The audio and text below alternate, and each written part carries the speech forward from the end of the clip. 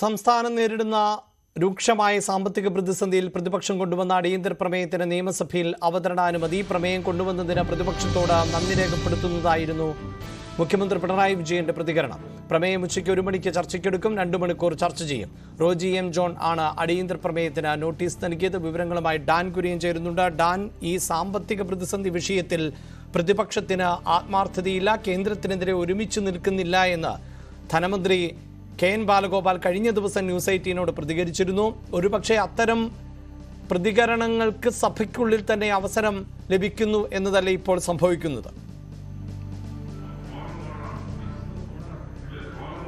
തീർച്ചയായിട്ടും ഇതിനെ ഒരു രാഷ്ട്രീയ ആയുധമാക്കി മാറ്റുകയാണ് ഇരുപക്ഷവും. കാരണം കേന്ദ്ര വിരുദ്ധ സമരത്തിനായി വരുന്ന 8-ാം തീയതി ഡൽഹി ജന്തർ മന്ദറിൽ സംസ്ഥാന സർക്കാരിന്റെ നേതൃത്വത്തിൽ നടക്കുന്ന കേന്ദ്ര വിരുദ്ധ സമരത്തിൽ പങ്കെടുക്കണമെന്നാവശ്യപ്പെട്ട് പ്രതിപക്ഷത്തിന് പലതവണ അവരോട് ആവശ്യം ഉന്നയിക്കുകയും അതുമായി ബന്ധപ്പെട്ട ചർച്ചകൾ നടത്തുകയും ചെയ്തിട്ടും അതിനെ നിരാകരിക്കുന്ന ഒരു സമീപനമായിരുന്നു പ്രതിപക്ഷത്തിന്റേത്. അതിനിടയിലാണ് റോജി എം ജോൺ അടിയന്തര പ്രമേയമായി വിഷയം സഭ നിർത്തിവെച്ച് ചർച്ച ചെയ്യണമെന്ന് ആവശ്യപ്പെട്ട് നോട്ടീസ് നൽകിയത്. സംസ്ഥാനം രൂക്ഷമായ ധനപ്രതിസന്ധിയിലൂടെയാണ് കടന്നു പോകുന്നത്.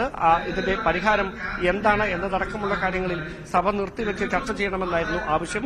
പക്ഷേ അതിൽ ആദ്യം തന്നെ മുഖ്യമന്ത്രി പിണറായി വിജയൻ പ്രതിപക്ഷത്തോട് നന്ദി പറയുന്ന ഒരു നടപടിയാണ് ഉണ്ടായത്. ഇങ്ങനെയൊരു കാര്യം പ്രമേയമായി അവതരിപ്പിക്കാൻ നോട്ടീസ് നൽകിയതിന് പ്രതിപക്ഷത്തിന് നന്ദി രേഖപ്പെടുത്തുന്നുവെന്ന് മുഖ്യമന്ത്രി തന്നെ പറഞ്ഞതിന് പിന്നാലെയാണ് സ്പീക്കർ അതുമായി ബന്ധപ്പെട്ട 2 മണിക്കൂർ നേരം ഈ വിഷയം സഭ വിശദമായി ചർച്ച ചെയ്യുന്നതിന് വേണ്ടിയിട്ട് മാറ്റിവെക്കുന്നു എന്ന് അറിയിച്ചിരിക്കുന്നത്. ഉച്ചയ്ക്ക് 1 മണിക്കായിരിക്കും സംസ്ഥാനം നേരിടുന്ന ധനപ്രതിസന്ധിയെക്കുറിച്ച് സഭയിൽ ചർച്ച നടക്കുക. 3 മണി വരെയാണ് ചർച്ചയ്ക്ക് അനുവദിച്ചിരിക്കുന്ന സമയം.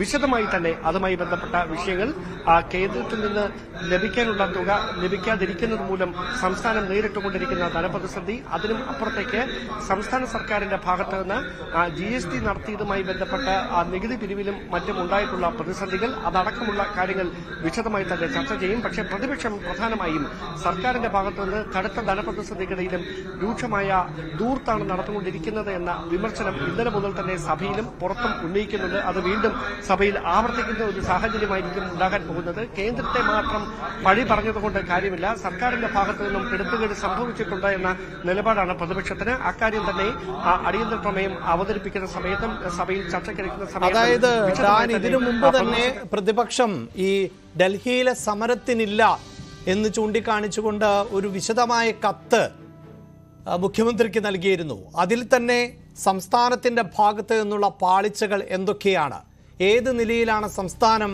വരുമാനം വർദ്ധിപ്പിക്കേണ്ടത്, ഇത്തരം നിർദ്ദേശങ്ങളുണ്ടായിരുന്നു. ഒരുപക്ഷെ ആ കത്തിന്റെ ഉള്ളടക്കത്തിലായിരിക്കില്ലേ പ്രതിപക്ഷം ഫോക്കസ് ചെയ്യുക?